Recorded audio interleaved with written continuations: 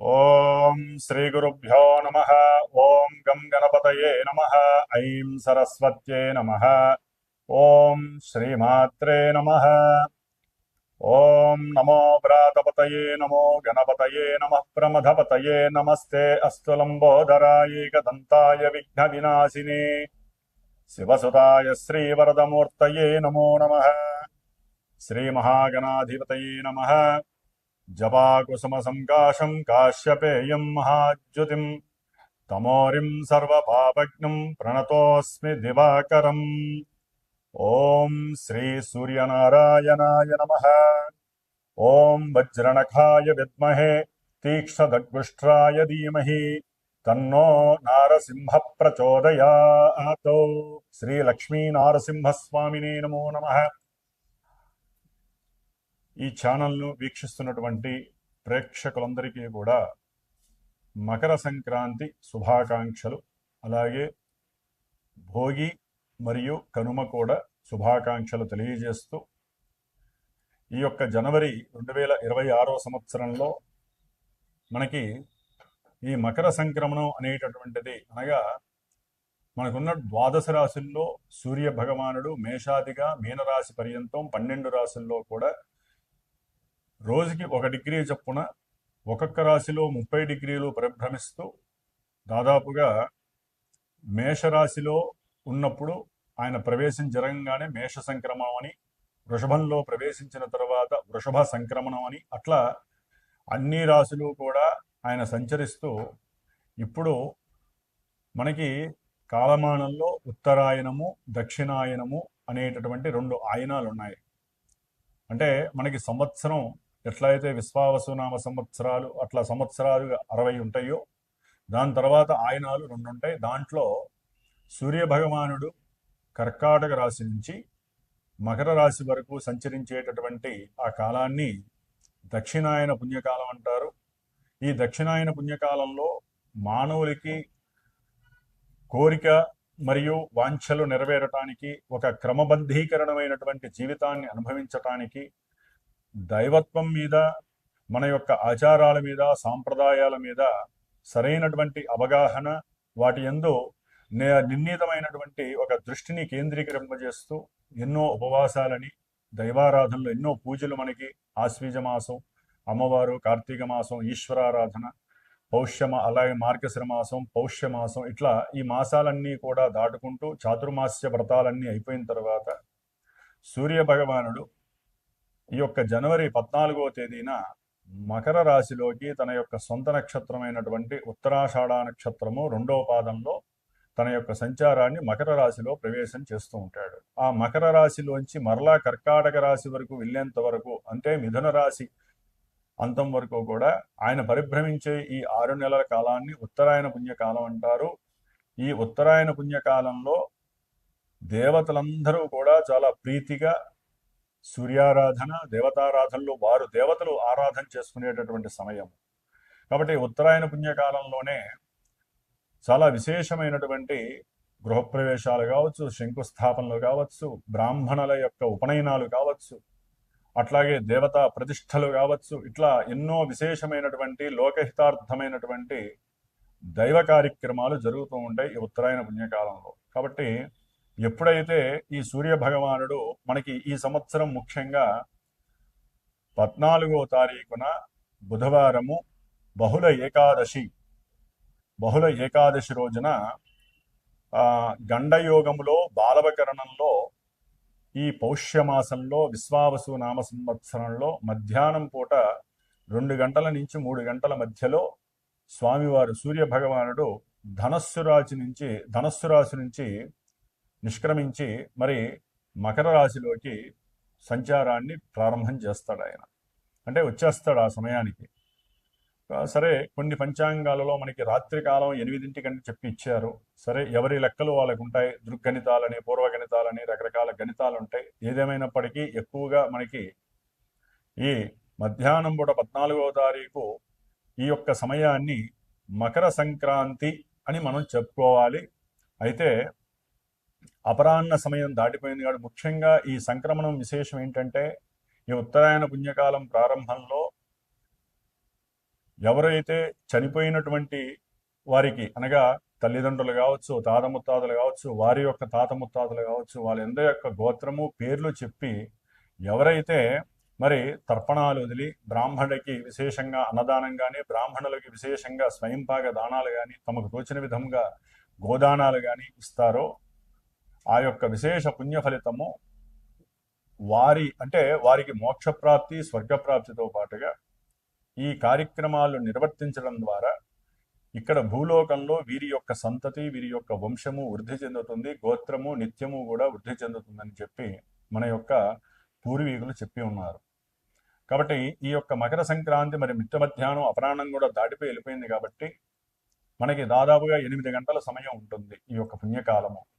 కాబట్టి ఈ 14వ తారీఖున సాయంకాలం పూట కాస్త ఈశ్వరారాధన లేకపోతే విష్ణుమూర్తికి సంబంధించిన ఆరాధనలు చేసుకోవడం వలన ఆ యొక్క పుణ్య ఫలితం నార్మల్గా మనకి లభిస్తుంది. అయితే మనకి 15వ తేదీన మకర సంక్రాంతి అంటారు. 14వ తేదీన భోగి జరుగుతుంది, 15వ తేదీన మకర సంక్రాంతి జరుపుకోవాలి. మకర సంక్రాంతి మరి ఉదయం పూట సూర్యోదయం తర్వాత కొన్ని గంటల తర్వాత వీరు ఈ యొక్క పితృ కార్యక్రమాలు చేసుకునేటటువంటి అర్హత కలుగుతుంది మధ్యాహ్నము అపరాహ్న సమయంలో వరకు కూడా. కాబట్టి మధ్యాహ్నం 11 నుంచి 2-3 వరకు కూడా 15వ తారీఖున ఈ ఉత్తరాయణ పుణ్యకాలంలో సూర్య సంక్రమణం సందర్భంగా ఎవరైనా పితృపుణ్యకార్యాలు చేసుకోవచ్చు. అలాగే మనకి కనుమ 16వ తేదీకి అయిపోయింది. 14, 15వ తేదీ భోగి, మకర సంక్రాంతి మరియు కనుమ. కాబట్టి ఈ 3 పండుగలు కూడా విశేషంగా జరుపుకోవాలి. ముఖ్యంగా ఈ మకర సంక్రమణం జరిగేటటువంటి సూర్య భగవానుడికి మనము సంక్రాంతి పురుషుడు అని చెప్పి మనకి చెప్తూ ఉంటారు. ఈ సంక్రాంతి పురుషుడు యొక్క విశేషాన్ని మనం ఒక్క నిమిషం తెలుసుకోగలిగితే గనక ఆయన వాహనారూఢుడై అంటే వ్యాఘ్రము యొక్క వాహనారూఢుడై మకర రాశిలో ప్రవేశిస్తున్నాడు. దీని యొక్క ఫలితము అట్లాగే మకర సంక్రమణ పురుషుడు మందాకిని నామధేయుడు ఒకటచే పాలకులకి అంటే రాజకీయ నాయకులకి, రాజులకి క్షేమము, అధికార దర్పము బాగా వృద్ధి చెందుతుంది. ఆయన కుంకుమతో స్నానం చేయటం వలన శుభము కలుగుతుంది. లోకాన యజ్ఞ యాగాది క్రతువులు బాగా పెరుగుతాయి. అలాగే వారు ధరించినటువంటి పీతవర్ణ వస్త్రధారణ మరియు కుంకుమ లేపనం పూసుకోవటము, మాలతీ పుష్పమాల ధారణ, చిరుగజ్జల ధారణ, వెండి పాత్రలో పాయస భక్షణం, కదలీఫల ధారణ, వ్యాఘ్ర వాహనారూఢుడై బింధిపాలమును ఆయుధం ధరించి రక్తవర్ణ ఛత్రధారణతో ఖడ్గదారి అయి క్రోధముఖముతో కౌమార వయస్సుతో భూతగణముతో పరివేష్టితుడై దక్షిణ దిశ ప్రయాణం, కొంతమంది ఉత్తర ప్రయాణ దిశం అని చెప్పారు. కాబట్టి దక్షిణ దేశములకి సుభిక్షము ఉత్తర గమనం చేయడం ద్వారా వారికి కొంచెం అరిష్టము కలుగుతుంది. మధ్యవృష్టి, పాడి పంటలు వృద్ధి చెందుట, క్రోధముతో గర్వముతో గొడవలు పెరుగుట, పాలకులకి అధికార భయములు పెరుగుట, నలుపు రంగు ధాన్యములకు పశు సంపదకు ధరలు పెరుగుట, ఈశాన్య దేశస్థులకి ఇబ్బందులు కలుగుట అంటే మన యొక్క బంగ్లాదేశ్ కావచ్చు, చైనా లాంటి దేశాలు కావచ్చు, మన దేశంలో కూడా కొన్ని ఈశాన్య ప్రాంతాల్లో నేపాల్ వాళ్ళు కావచ్చు, వీళ్ళందరికీ ఇబ్బందులు కలుగుతాయి. బంగారము, ప్రత్తి, కుసుములు, సుగంధ ద్రవ్యములు, పట్టు వస్త్రాలకి, లోహములకి, విద్యుత్తు మరియు వైద్య ఉపయోగ ఔషధులకి ధరలు పెరుగుట జరుగుతుంది. కాబట్టి ఈ మకర సంక్రాంతి పురుషుడు పట్టినటువంటి ఆయుధము, ఆయన ప్రయాణం చేసేటటువంటి గమన విశేషము, అట్లాగే వారు అధిరోహించినటువంటి వాహనము, వీటి వలన ఏదైనా కొన్ని సుభిక్షాలు కొన్ని దుర్భిక్షాలు జరుగుతాయి. కాబట్టి సంక్రాంతి పురుషుడిగా ఉన్నటువంటి ఆ యొక్క విష్ణుమూర్తి అంశలలో అట్లాగే విష్ణుమూర్తి స్వరూపుడుగా భావించేటటువంటి సాక్షాత్తు మరి జీవులందరికీ కూడా ప్రాణాధారమైనటువంటి ఆ సూర్య భగవానుడిని ఈ నెల రోజులు కూడా చక్కగా అందరము ఆదిత్య హృదయ స్తోత్రంతో చక్కగా ఆయన పఠిస్తూ ప్రతిరోజు కూడా విష్ణు సహస్రనామం చేయటం చాలా విశేషము. ఎందుకంటే మనకి 4 గ్రహాలు చతుర్గ్రహ కూటమిగా ఈ యొక్క మకర రాశిలో సంచరిస్తూ ఉంటాయి. దాదాపుగా 30 రోజులు అంటే 14వ తేదీ నుండి మరలా ఫిబ్రవరి 14 వరకు రవి ఈ యొక్క మకర రాశిలో ఉంటాడు. అట్లాగే కుజ భగవానుడు ఫిబ్రవరి 23 వరకు కూడా అక్కడే ఉంటాడు. అట్లాగే బుధగ్రహము ఫిబ్రవరి 3 వరకు ఉంటుంది. తర్వాత ఆయన కుంభరాశిలోకి మారతాడు. అట్లాగే శుక్రుడు ఫిబ్రవరి 6 వరకు కూడా ఈ మకర రాశిలో ఈ 4 గ్రహాలు కలిసి ఉండటం మరి ఎన్నో రకాలైనటువంటి ప్రపంచానికి ఇబ్బందులు కలుగుతాయి. ఈ చతుర్గ్రహ కూటమి అంటే 4 గ్రహాలు కలిసి ఉండటం వలన ఆర్థికపరమైనటువంటి ఉద్యోగ సంబంధిత విషయాలు కావచ్చు, కుటుంబ బంధుమిత్రాదుల యొక్క సమస్యలు కావచ్చు, ఇట్లా మన లౌకిక ప్రపంచంలో అయితే ప్రపంచపరంగా అయితే గనక కొన్ని దుర్భిక్షాలు, కొన్ని అపశకునాలు, అట్లాగే ఎన్నో రకాలైనటువంటి యుద్ధ భయాలు, ప్రమాదాలు, సునామీలు, జలగండాలు, ఇలాంటివి ఎన్నో రకాల ప్రమాదాలు చెప్పుకుంటూ పోతే పంచభూతాలు ఆగ్రహించేటటువంటి సమయము. కాబట్టి ఆ 4 గ్రహాల నుంచి వచ్చేటటువంటి కిరణాలు పంచభూతాలతో నిక్షిప్తమై భూప్రపంచంలో ఉన్నటువంటి సమస్త జీవరాశులకి కీడు కలుగు చేస్తుంది. కాబట్టి మరి మనందరము కూడా ఆ విష్ణుమూర్తి ఆరాధన చేసుకుంటూ ప్రపంచము సుభిక్షంగా ఉండాలని కోరుకుందాము. మరి మేషాది ద్వాదశి రాశి పర్యంతం కూడా మిగతా ఏ రాశుల వారికి మరి ఈ నెల రోజులు కూడా సూర్య సంక్రమణం అంటాం మనము. దీన్నే మకర సంక్రమణం. ప్రతి నెల మనం చెప్పుకునేటటువంటి సంక్రమణ విశేషాలలో ముఖ్యంగా రవి, కుజ, బుధ, శుక్రులు ఈ 4 గ్రహాలు కూడా చాలా అత్యంత పరిగణలోకి తీసుకోవాలి. శని, గురు, శని భగవానుడు ఈ నెల జనవరి 20 నుంచి కూడా సొంత నక్షత్రంలో మరి మీనరాశిలో సంచారం చేస్తూ ఉన్నాడు ఆల్రెడీ ఆయన. అట్లాగే గురు మహానుభావుడు వక్రించి మిథున రాశిలో ఉన్నాడు సొంత నక్షత్రంలో. కేతువు సింహరాశిలో పుబ్బా నక్షత్రంలో ఉన్నాడు. రాహువు చూస్తే కుంభరాశిలో సొంత నక్షత్రమైన శతభిషలో ఉన్నాడు. కాబట్టి ఈ గ్రహాలన్నీ కూడా ఏ విధమైనటువంటి చర్యల్ని మనకి ప్రసాదిస్తాయి, ఏ రాశుల వారికి ఈ చతుర్గ్రహ కూటమి మిగతా గ్రహాల యొక్క పరిపాలన పరంగా వారు ఇచ్చేటటువంటి కారకత్వాల పరంగా మన నిత్య జీవితంలో మనకి కలిగేటటువంటి ఈవెంట్స్, అది విద్య కావచ్చు, ఉద్యోగం కావచ్చు, వ్యాపారం, అన్యోన్య దాంపత్యము, ప్రయాణాలు, అట్లాగే సిరి సంపదలు, వస్తు వాహనాదులు, ప్రమాదాలు, అట్లాగే ఎన్నో రకాలైనటువంటి తగవులు, కొట్లాటలు, ఎడబాటులు, కోర్టు వ్యవహారాదులు, ఇట్లా మనకి నిత్య జీవితంలో ఎంతో మంది ఎన్నో రకాల ఈవెంట్స్ ని అనుభవిస్తూ ఉంటారు. కాబట్టి అవన్నీ కూడా గ్రహస్థితి మాత్రమే తెలియజేస్తోంది. కాబట్టి మనందరము కూడా ఇలా మేము చెప్పటం మీరు వినటము అంటే అంత ఈజీ కాదండి. ఇవన్నీ కూడా గ్రహాలతో మేము మాట్లాడుతూ మీరు వింటున్నట్టుగా భావించాలి. గ్రహాలు మా చేత మీకు చెప్పిస్తూ ఉంటాయని భావించాలి. కాబట్టి ఈ నెల జనవరి 18వ తేదీన ఆదివారం అమావాస్య కావటము, అట్లాగే చంద్రుడు కూడా ఈ 4 గ్రహాలతో మకర రాశిలో ప్రయాణం చేయటం, పూర్వాషాఢ ఉత్తరాషాఢ నక్షత్రంలో ప్రయాణం చేస్తూ చతుర్గ్రహ కూటమి కాస్త ఆదివారం అమావాస్య రోజున పంచగ్రహ కూటమి అవ్వటం అంత మంచిది కాదు. కాబట్టి కొన్ని రాశుల వారికి నేను చెప్పినప్పుడు ఆ రాశుల్లో ఏ రాశుల వారికి ఈ పంచగ్రహ కూటమి వలన సమస్యలు కలుగుతాయి, వారు ఏ విధమైనటువంటి పరిహారం ఆచరించాలి, ముఖ్యంగా ఈ పంచగ్రహ కూటమి ఆదివారం అమావాస్య కావటం, మరి ప్రతి నెల మా యొక్క శ్రీమాత జ్యోతిషాలయ పీఠమునందు మరి సర్వమానవాళి శ్రేయస్సు కోసము ఎవరికైనా సరే గ్రహస్థితి రీత్యా ఇబ్బందులు కలిగితే వారి యొక్క గోత్రనామాదులతో నా యొక్క సమక్షంలో నేను ప్రత్యేకించి కూర్చొని మరి నవగ్రహ నక్షత్ర హోమాన్ని చేస్తూ ఉంటాను. ఈసారి ప్రత్యేకించి ప్రపంచ మానవాళి కోసము ఎవరికైనా సరే కొన్ని ఇబ్బందులు పడుతున్నటువంటి కొన్ని రాశుల వారి కోసము ప్రత్యేకించి లక్ష్మీ నారసింహస్వామి వారి యొక్క హోమాన్ని చేయాలని నిశ్చయించుకున్నాను. కాబట్టి ఈ నెల జనవరి 18వ తేదీన మరి ఆదివారం అమావాస్య రోజు మనందరికీ కూడా భవిష్యత్తులో శుభం జరగడానికి ఈ యొక్క లక్ష్మీ నరసింహ హోమంలో పాల్గొనదలిచిన వారు మరి పీఠానికి ఫోన్ చేసి మీరు కూడా తప్పకుండా ఈ యొక్క కార్యక్రమంలో నిమగ్నులై చక్కగా ఆయన యొక్క అనుగ్రహాన్ని పొందవలసిందిగా కోరుకుంటూ మరి మేషాది ద్వాదశ రాశి పర్యంతం ఏ విధంగా మనకి ఈ నెల గోచారం ఉంటుందో తెలుసుకుందాం. ఓం నమో నారాయణాయ నమః.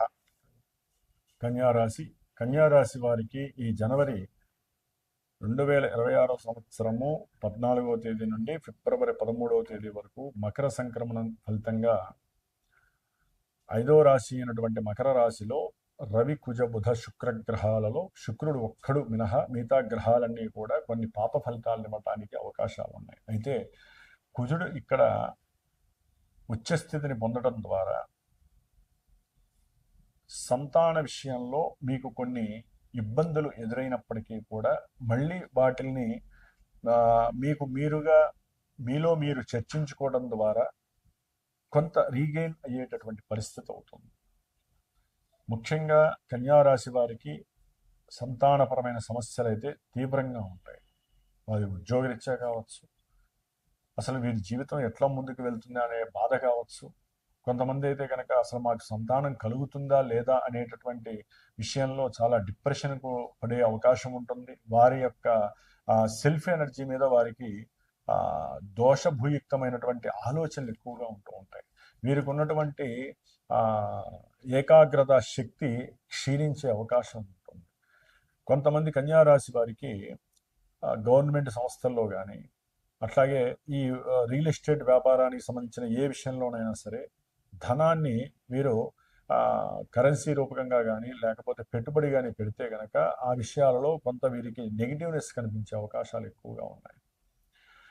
ఉన్నట్టుండి అకస్మాత్తుగా వీరికి సంతానంతో కావచ్చు, తండ్రితో కావచ్చు, లేదా తండ్రి యొక్క ఆరోగ్యరీత్యా కావచ్చు, హాస్పిటలైజేషన్ అవడం ద్వారా కావచ్చు, కాస్త ప్రయాణాలు చేసేటటువంటి పరిస్థితి కలుగుతుంది. ఆర్థికంగా వీరికి చాలా బాగుంటుంది. శుక్రగ్రహ అనుకూలత చాలా బాగుంటుంది కన్యారాశి వారికి. అంటే ఒక్కోసారి వీరికి తండ్రి గారి యొక్క ధనము ఒక్కోసారి సరైన సమయానికి ఆపదల్లో ఆపద్బాంధవుల్లాగా అనుకూలతను కలిగించే అవకాశము, ధనము రక్షించే అవకాశం కలుగుతుంది. అట్లాగే భార్యాభర్తల యొక్క ఆలోచన గనక సరిగ్గా పనిచేస్తే కన్యారాశిలో కుటుంబంలో ఒక నిర్ణయం మీరు ఏదైనా తీసుకుంటే ఆ నిర్ణయానికి ఇద్దరు కట్టుబడి మీ యొక్క జీవితంలో ఉన్నతమైనటువంటి లక్ష్యాలని మీరు చేరుకునేటటువంటి విధంగా ఆలోచిస్తే గనక అవి నెరవేరేటటువంటి పరిస్థితి కలుగుతుంది. అయితే రవి, కుజ, బుధ గ్రహాలు 5వ స్థానంలో ఉండటం ద్వారా ఒక్కోసారి మీ ఆలోచనలు మీ భార్య గారికి నచ్చకపోవచ్చు, ఆవిడ ఆలోచనలు మీకు నచ్చకపోవచ్చు. అక్కడే సమన్వయం చేసుకోండి. దాని ద్వారా ఇరువురిలో కూడా కోపావేశాలు పెరగటము, ఆ కోపావేశాల ద్వారా మీ మధ్య మంచిగా సమన్వయంగా సాగుతున్నటువంటి, సానుకూలంగా సాగుతున్నటువంటి మాటలు అంటే భాష దుర్భాషలుగా రావటము, ఒకరి మీద ఒకరికి నిందలు అపనిందలు కలిగే అవకాశం కలుగుతుంది. అట్లాగే సప్తమంలో ఉన్నటువంటి శని భగవానుడు వలన మీ యొక్క భార్యాభర్తల మధ్య ఎప్పుడూ కూడా కుంపటి రాచుకుంటూనే ఉంటుంది. గృహంలో ఏ సమస్య ఎవరికీ చెప్పుకోలేని పరిస్థితి. అట్లాగే భాగస్వామ్యంలో, వ్యాపార భాగస్వామ్యంలో ఏదైనా పెట్టుబడులు పెడితే కొంచెం ఆలోచించి పెట్టండి. అది షేర్స్లో కావచ్చు, లేకపోతే ఉద్యోగంలో ఏదైనా దూర ప్రాంతాలకు మీరు వెళ్ళి ఉద్యోగం చేయాలనుకున్నప్పుడు దానికి సంబంధించిన ధనాన్ని పెట్టుబడిగా పెట్టాలన్నా కొంచెం ఆలోచించి పెట్టండి. జనవరి 20 తర్వాత అలాంటి అవకాశాలు చాలా వస్తాయి. దూర ప్రాంతాలకు వెళ్ళేటటువంటి అవకాశాలు చాలా వస్తాయి. ముఖ్యంగా ఉద్యోగరీత్యా మీరు ధన సంపాదన కోసం కూడా అలాంటి అవకాశాలను స్వీకరించే పరిస్థితి కొంతమంది కన్యారాశి వారికి కనిపిస్తోంది. 12లో ఉన్నటువంటి కేతువు పెట్టుబడుల్లో కొంత నష్టాన్ని చవిచూసే పరిస్థితి. అంటే అది షేర్స్ కావచ్చు, ఏ రకమైన పెట్టుబడిలోనైనా సరే మీ ఆలోచన ఒక చోట స్థిరంగా లేకపోయేసరికి రకరకాల విచిత్రమైనటువంటి ప్రయోగాలు చేయటం ద్వారా అవి ఫెయిల్ అయ్యేటటువంటి అవకాశాలు కలుగుతున్నాయి. అట్లాగే ఉద్యోగంలో మీరు అనుకున్న దానికన్నా కొన్ని మార్పులు చేర్పులు మీకు కొంచెం బాధని కలుగజేస్తాయి. చదువుకునేటటువంటి విద్యార్థులకి వారు అనుకున్నటువంటి ఏకాగ్రత లేకపోవడం వలన, వారికి ఉన్నటువంటి కోపావేశాల వలన చదువులో అంటే సరిగ్గా కాలేజీలకి స్కూల్కి వెళ్ళకపోవటం వలన చదువులకి సంబంధించినటువంటి విషయంలో వెనకబడేటటువంటి అవకాశం ఉంటుంది. సరైనటువంటి విద్యా సామర్థ్యత వీరికి లేకుండా ఉండేటటువంటి పరిస్థితి. అట్లాగే వీరు చేసేటటువంటి వ్యాపార సంబంధిత విషయాలలో కొన్ని లాభాలు లేకపోయేసరికి ఈ యొక్క వ్యాపార భాగస్వాముల మధ్య కొంత మాటల యుద్ధము జరిగే అవకాశము, ఎవరి పెట్టుబడులు వారు ఉపసంహరించేటటువంటి పరిస్థితి కూడా కలుగుతోంది. దీన్ని గనక కొంచెం వీరు ఇదంతా కర్మతో సమానము, మనం మళ్ళీ వ్యాపారాన్ని కొనసాగిద్దాము అని గనక ఒక్కసారి మళ్ళీ వెనక్కి తిరిగే గనక వీళ్ళు మాట్లాడుకుంటే వ్యాపారంలో లాభాలు వచ్చేటటువంటి పరిస్థితులు అతి ముందు కాలంలో వీరికి అనుకూలంగా ఉండే పరిస్థితి కలుగుతాం. ఏదేమైనప్పటికీ కన్యారాశి వారికి పంచమంలో ఉన్నటువంటి రవి, కుజ, బుధులు, అట్లాగే సప్తమ స్థానంలో ఉన్నటువంటి శని, 12వ స్థానంలో ఉన్నటువంటి కేతువు, 10లో ఉన్నటువంటి గురుడు, సాధ్యంతరకు 6లో ఉన్నటువంటి ఒక్క రాహువు, అట్లాగే పంచమంలో ఉన్నటువంటి శుక్రుడు. ఒక రకంగా కొంతమంది ప్రేమికులకి భంగాలు కలగటము, వారు అనుకున్నటువంటి ప్రేమ వ్యవహారాల యందు ఫెయిల్యూర్స్ కలగటము, తండ్రి ఒప్పుకోకపోవటము, బంధుమిత్రాదులకి ఈ విషయం తెలిసి కుటుంబంలో లేనిపోని ఒక మాటకి ఇంకో మాట చెప్పటము, మీ అమ్మాయిని ఎక్కడో చూసాం, మీ అబ్బాయిని ఎక్కడో చూసామని చెప్పటం, దాని ద్వారా బంధువుల ద్వారా వీరి యొక్క ప్రేమ వ్యవహారం బయటికి వచ్చి అనవసరమైనటువంటి రచ్చరచ్చ కలిగి ప్రేమ పెళ్లి దాకా వెళ్ళలేనటువంటి పరిస్థితి కూడా కలుగుతుంది. కాబట్టి తప్పకుండా కన్యారాశి వారు ఈ యొక్క గ్రహాలకి సంబంధించి లక్ష్మీ నారసింహస్వామి వారి యొక్క హోమంలో మీరు కూడా పార్టిసిపేట్ చేయండి. ఆయన యొక్క అష్టోత్తరాన్ని నిత్యము జపించండి. ఎవరికి ఏ సంకల్పం కావాలో ఆ సంకల్పంతో పూజించండి. ఆయన యొక్క అనుగ్రహం పరిపూర్ణంగా కలుగుతుంది. లక్ష్మీ అష్టోత్తరాన్ని నిత్యము చేయండి. చక్కటి అష్టైశ్వర్యాలు మీ ఇంట్లో చక్కగా నిండుగా ఉంటాయి. ఓం శ్రీ లక్ష్మీ నారసింహస్వామి నమః.